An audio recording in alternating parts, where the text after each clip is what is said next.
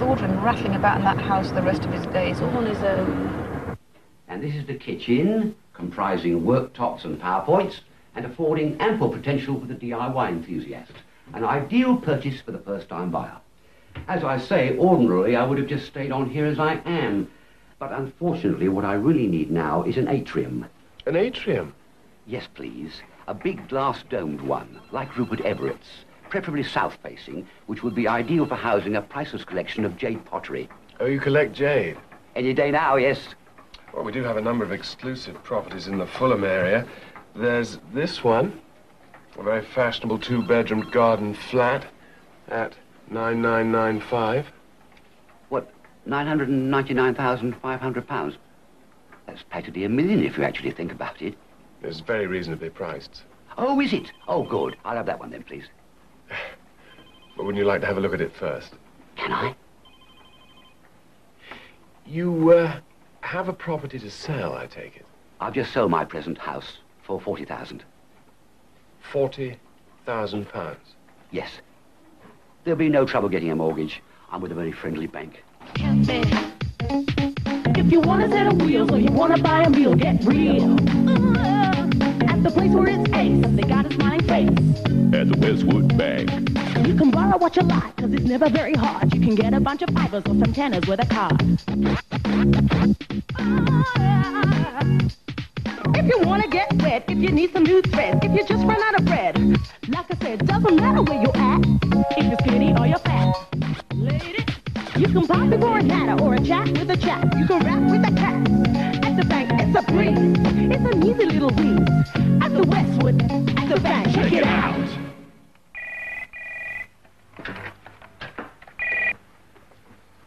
Hello, Westwood Bank.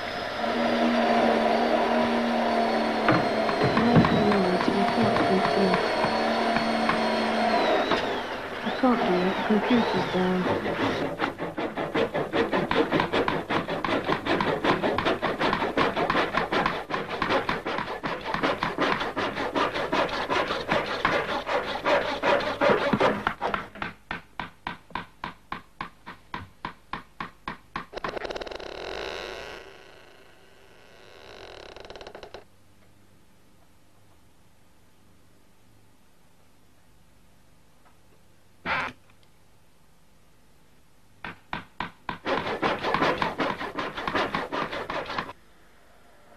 It's, so I can buy a new house.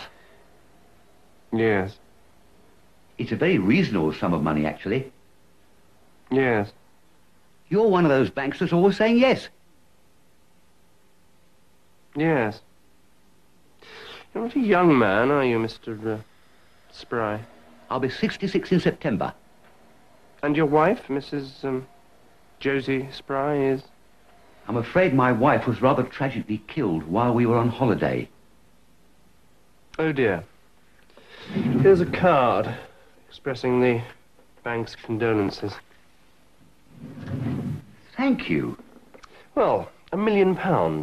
That's a nice round number, isn't it, Mr. Spry? I suppose it is, really. As, of course, is the figure 0. Now, a little test. I wonder if you can guess which of those two sums of money my bank is prepared to lend you. Oh. Which?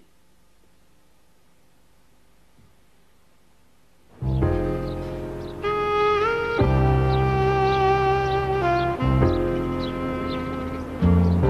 come to see Mr. Godfrey Spry. I understand he's in D block.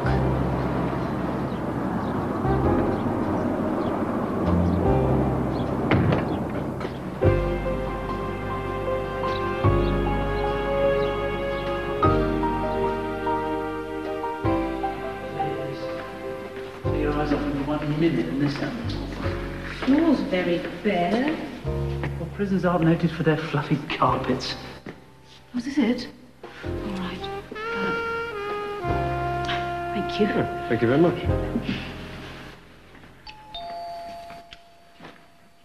Hello? Uncle Godfrey, is that you? Muriel, show me a second. Okay.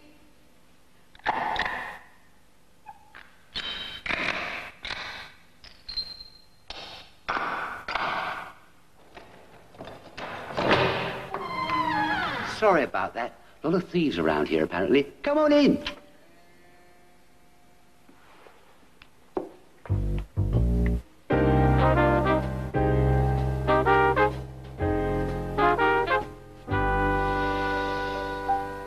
So, what do you think? Well, it's,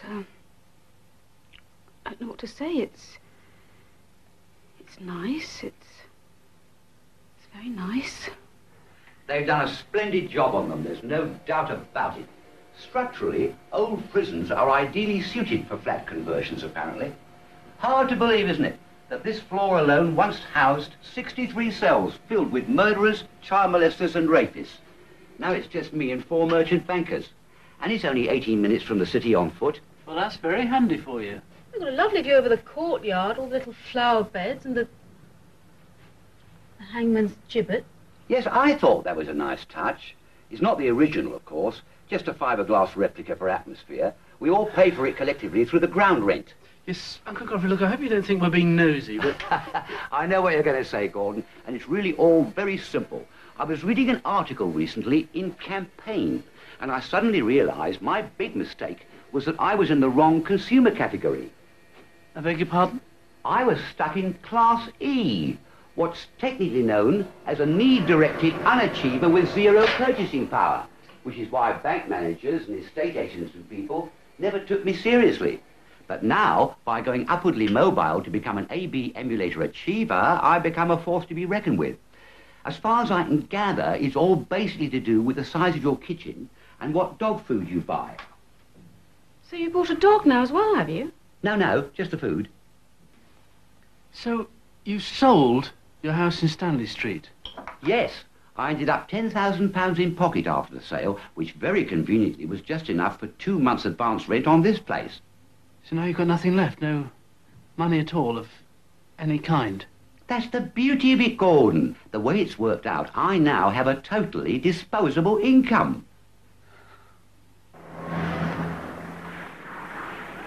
I just don't know how you can take it all so calmly. I mean, the man has just sold the home he spent the whole of his working life struggling to pay for, to spend 2 months in a former death cell furnished by Terence Conran.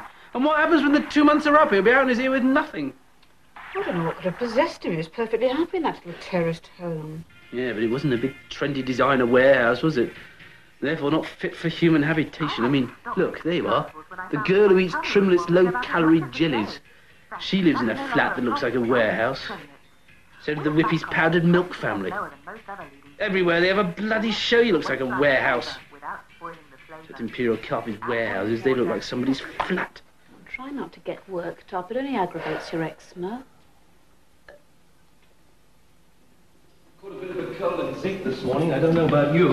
Nearly blew the whole bloody thing. Yes, James was saying the meltdown will probably get worse before it gets better, and what with your sharing legs crashing like that, I can't see it bottoming out before